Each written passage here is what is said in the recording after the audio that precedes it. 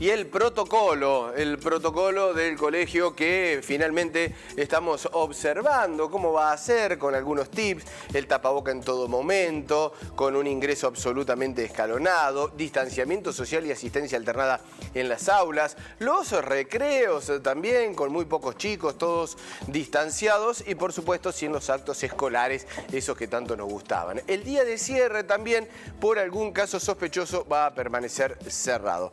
Algunos de los puntos que se confirmaron en el día de ayer en el Consejo Federal Escolar, que ya había tenido una posibilidad de darse a conocer cuáles iban a ser estos puntos, pero que ayer quedó confirmado en la reunión que llevó y que encabezó el ministro de Educación, Nicolás Trota, junto con los ministros de Educación de las distintas provincias.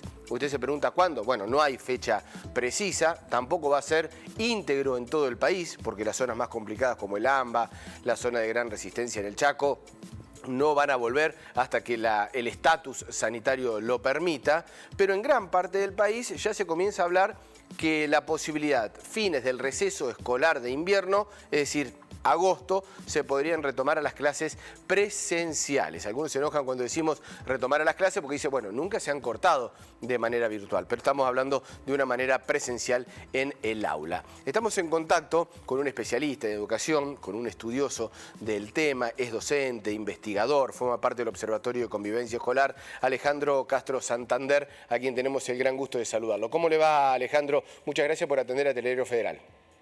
¿Qué tal? ¿Cómo te va, Mariano? Buen día. Bien, buen día. Bueno, primero, ¿es posible llevar adelante este protocolo? ¿Cumple con aquella situación que uno puede prever que se va a dar en el regreso a clases? Fuiste muy claro en la síntesis que hiciste, ¿no? Recién en los comentarios. Los protocolos sabemos perfectamente que son necesarios. El protocolo actúa... Algunos hablan de protocolo, de procedimiento, actúa como si fuera un mapa, ¿no? Por dónde hay que ir para ir haciendo las cosas que corresponden a medida que aparecen situaciones de rutina o contingencias, ¿no? Es siempre muy oportuno. Ahora, los protocolos, por ser un poco irónico, los protocolos calman los nervios, pero no resuelven en realidad los problemas reales, ¿no? Que tienen las instituciones. O sea, las escuelas... prepandemia tenían una serie de brechas muy importantes relacionadas con los recursos, tanto materiales como humanos, en lo tecnológico, en lo didáctico, en el capital social de las familias, ¿no? Que podían o no ayudar más o menos a los chicos, problemas presupuestarios. Y eso van a seguir, van a estar en este regreso tan atípico y algunos muy agudizados. No solamente, a ver, sin entrar en muchos detalles, no solamente entrar en lo que hace a la higiene, desde lo preventivo, que tiene que estar maximizada prácticamente. Yo te puedo contar de instituciones que funcionan con una caja chica de 800 pesos mensuales, por ejemplo, y ya consultando los proveedores, ¿no? Que tienen que entregarle todos los insumos para poder funcionar, alcohol, lavandinas, etcétera, etcétera. Ya algunos hablan de entre 25 y 30 mil pesos, ¿no? Claro. Escuelas chicas nada más, ¿no? Dicho esto por directivos. Entonces, por poner un ejemplo, nada más podríamos poner muchos.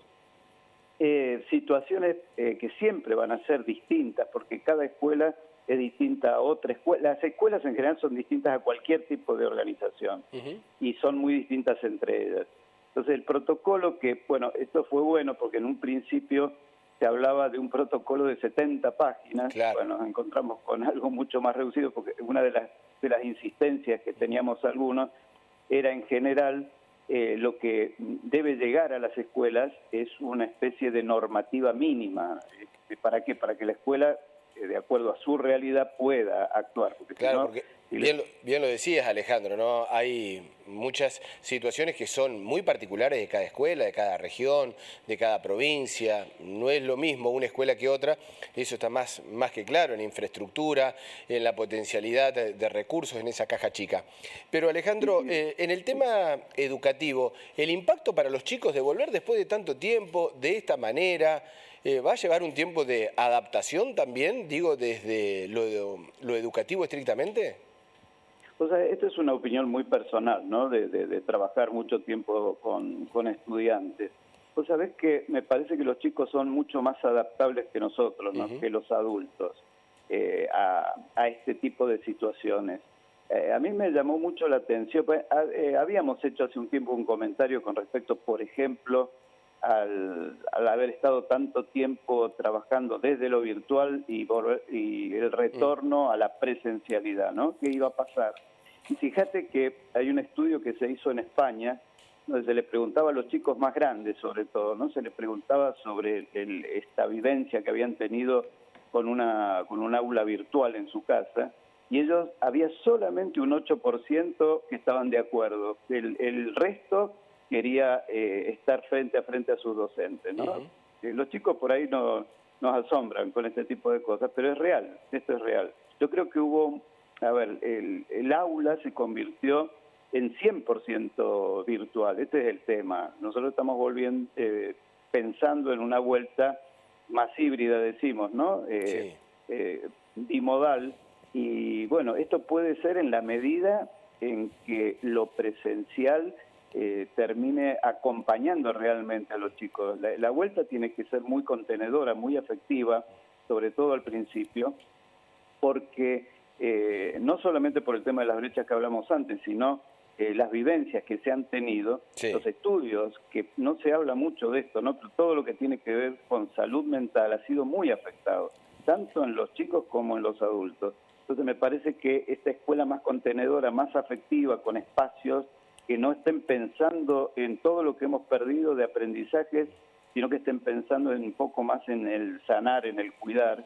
Yo en un trabajo que hice para Argentinos por la Educación, yo hablaba, retomaba un término de un filósofo, Stormdick, que hablaba de coinmunidad. ¿Cómo podemos hacer para, entre todos, cuidarnos, ¿no? Sobre todo en una comunidad como es la educativa, que somos muchos, realmente somos muchos y muy diversos.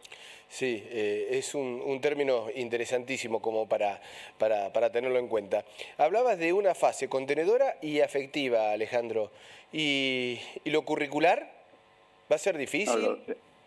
Sí, lo curricular, fíjate que, bueno, esto se ha hablado prácticamente, te diría, a nivel mundial, ¿no? La priorización de contenido. No pensar que hay que recuperar todo lo que se había planificado pre-pandemia. Hay que priorizar contenidos, imaginar también una unidad pedagógica larga, ¿no? Lo que queda del 2020, 2021, y si es posible también por ahí algo del 2022. Es decir, que no van a alcanzar esos 2 primeros meses como por ahí se hablan del 2021.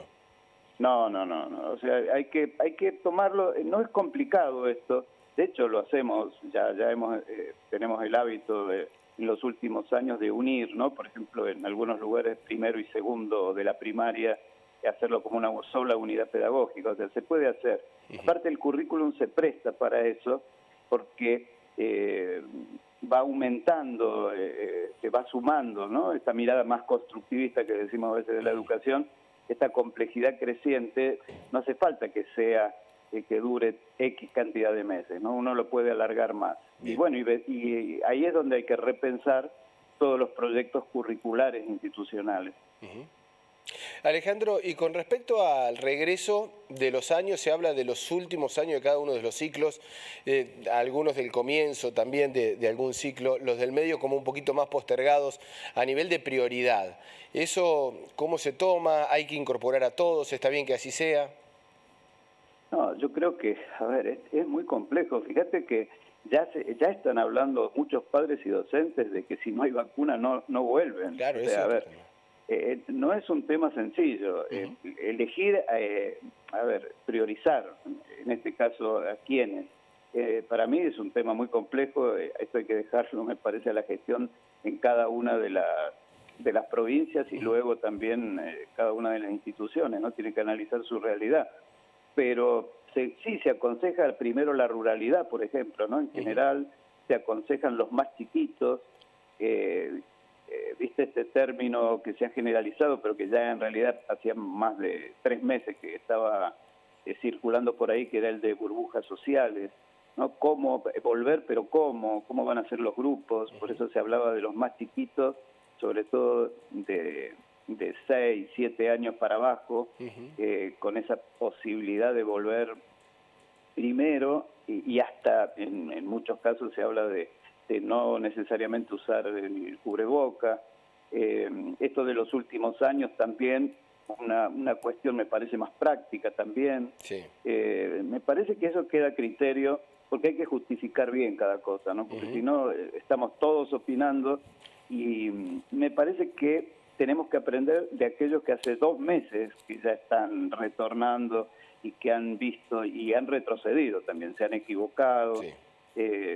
A veces no cumplimos, esto de que hablamos del co-cuidado, de la coinmunidad, a veces no cumplimos con estas cosas porque somos irresponsables. Y los argentinos, cuando vos mirás los estudios que hay sobre cultura constitucional argentina, que hay estudios muy interesantes para verlos, ¿no? Cómo somos, ¿no? Los argentinos, el 82% reconocemos que somos desobedientes y transgresores. Entonces ahí ya tenemos todo un problema. Sí. No, claro que te hace repensar esos temas que también no los hemos tratado bien, que tienen que ver con la convivencia, y ahí empezamos a hablar de la indisciplina y la violencia, ¿no? Son 2 temas que están metidos, que nos tocan desde el observatorio estudiar. Tenemos cifras que no son buenas y sabemos que, bueno, el retorno tampoco va a mostrar un alivio en esto, todo lo contrario. Alejandro Castro Santander, del Observatorio de Convivencia Escolar de la provincia de Mendoza, docente, investigador. Muchas gracias, como siempre, muy amable para con Televideo Federal.